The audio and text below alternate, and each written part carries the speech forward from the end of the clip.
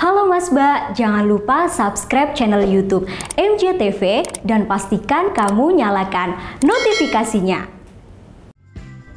Bentuk apresiasi kepada para pelaku usaha mikro, kecil, dan menengah. Dari benangnya, dari kainnya, dari isinya, pertahankan yang bagus gitu Mbak.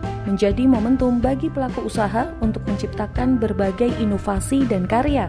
Nggak sesuai dengan gambar, tapi nggak sesuainya malah lebih bagus. Sahabat Bang Bapas 69 di MJTV setiap hari Sabtu pukul 15 waktu Indonesia Barat.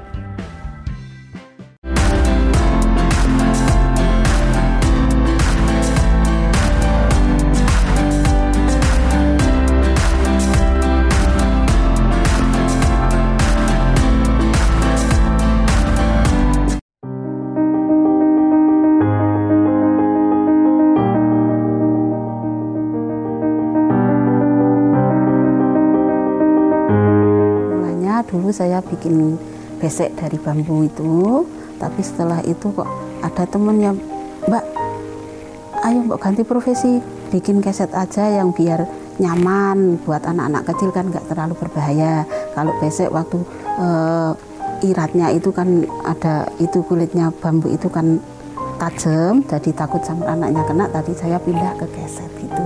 Kain perca kan kalau diinjek anak, diapa anak kan nggak membahayakan, jadi nyaman gitu.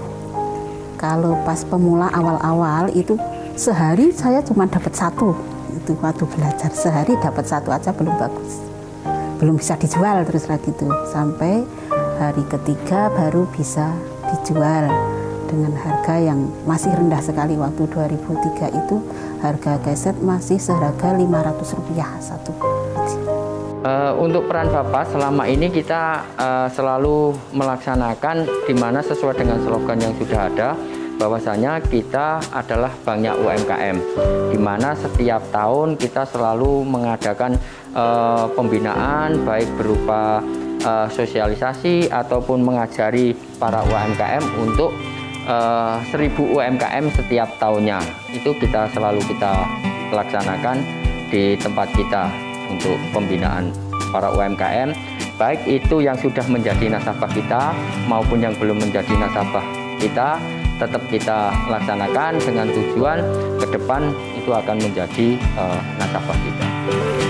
Kalau modal pertama kan cuma sedikit, itu modal sendiri, tapi terus ada penawaran dari Bapas dulu itu, terus pinjam ke Bapas. Tahun 2005. Mudah, tidak terlalu dipersulit, dan untuk jasanya pun tidak terlalu tinggi juga. Ya dulu masih itu pengajuan KPM, itu KPM itu kelompok Mbak, nggak perorangan. Jadi dulunya saya mengajukan ke Bapas itu satu kelompok. Ya untungnya kita tidak hanya berdiam diri, bisa kalau ada kesulitan bisa langsung hubungi dari pihak Bapas atau dari kantor. Mungkin kemarin saya udah pernah hubungi, saya nggak punya nomornya Pak Tol, saya hubungin Pak Adit, Pak gimana, oh Mbak saya hubungkan sama Bu Ratih ini, saya langsung hubungin Bu Ratih, sebentar lagi kok Pak Tol udah ngubungin lah, iya. Ya makasih juga dari Bapas, semoga bisa lancar, bisa langsung membantu terus untuk produksi kecil seperti keluarga saya dan teman-teman saya. Memang kita bersama-sama dengan apa yang sudah diprogramkan oleh Pemda, kita harus mendorong UMKM bertumbuh, apalagi kondisi saat ini kita baru harus betul-betul istilah memupuk UMKM itu harus tumbuh. Karena kenapa kita juga meluncurkan program di mana saya meluncurkan program kredit untuk KPR baik itu di TNI Polri ataupun kredit TNI Polri, dengan kita memberikan hadiah langsung berupa apa-apa yang sudah diproduksi oleh UMKM. Contohnya kita sudah memborong hampir semua industri batik di Magelang, itu yang kita berikan hadiah langsung kepada setiap anggota TNI, setiap anggota Polri yang kredit di tempat kita, langsung kita beri hadiah. Itu adalah istilahnya simbiosis mutualisme yang sangat-sangat luar biasa. Otomatis kalau para UMKM itu tumbuh, produknya laku, yang kita beli, sehingga mereka itu tidak butuh untuk gaya hidup, tapi untuk sekedar menghidupi mereka. Nah, itu niatan kita untuk membantu UMKM seperti itu. Suka dukanya tetap ada juga. Sukanya karena gimana ya, cari bahannya ya tidak terlalu sulit, untuk penjualan ya mudah, walaupun dengan harga yang murah, cuman dapat untung yang nggak seberapa. Yang penting ya enjoy aja untuk itu, biar kerja semangat, terus untuk kebutuhan, menambah kebutuhan sehari-hari. Kalau sulitnya ya karena emang ini mau menaikkan harga hasil produksi itu kesulitan juga. Mau naik 100 rupiah pun sampai gimana ya, maksudnya gitu. Sampai ini kalau saya untuk sekarang, kalau kemarin-kemarin saya cuman jual hasil produksinya sendiri. Untuk sekarang kebetulan dari tetangga juga ada yang mau jual ke rumah saya, terus saya beli, itu ya saya jual dulu, tapi nggak terima uang, nggak tunai, dibawa dulu sama sales-salesnya itu dibawa dulu. Itu pun rasa juga. Makanya saya sering, gimana ini pandemi semuanya mendapatkan dampaknya, tapi untuk bantuannya nggak pernah ada. Proses penjualannya, yang pertama saya di rumah aja, diambil sales-sales. Yang kedua kalau ada yang itu WA apa minta dikirim ke sana, ya saya kirim ke sana ke tempat tujuan.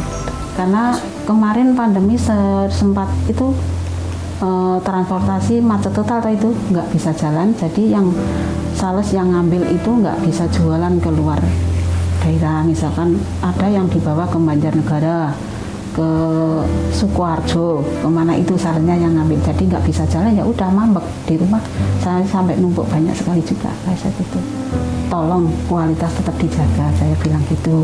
Soalnya nanti kalau suatu waktu ada pembelinya datang, itu bisa ngambil walaupun dengan harga yang pas-pasan, nggak saya bisa naikkan serupiah pun nggak bisa.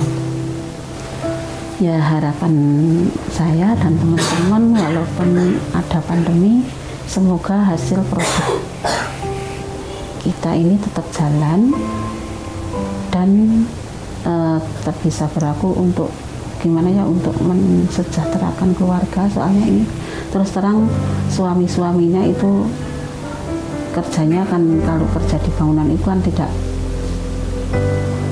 terus-menerus kerja terus, kadang ada liburnya, libur sampai 1 bulan, kan tetap mengandalkan istri juga di rumah kerjanya apa. Kalau sampai nanti nggak bisa jalan, kesulitan untuk menjualnya, terus terang ya gimana, ekonomi tetap anjlok juga, untuk terutama untuk ibu-ibu dusun di tempat saya sini. Dan saya mohon untuk bantuannya dari pihak TV maupun dari pihak Bapas, tetap gimana bisa menyalurkan hasil produk dari kami, semoga bisa lancar, walaupun ada pandemi tetap lancar, tetap jalan, walaupun untung tidak seberapa, syukur cukup untuk kebutuhan sehari-hari.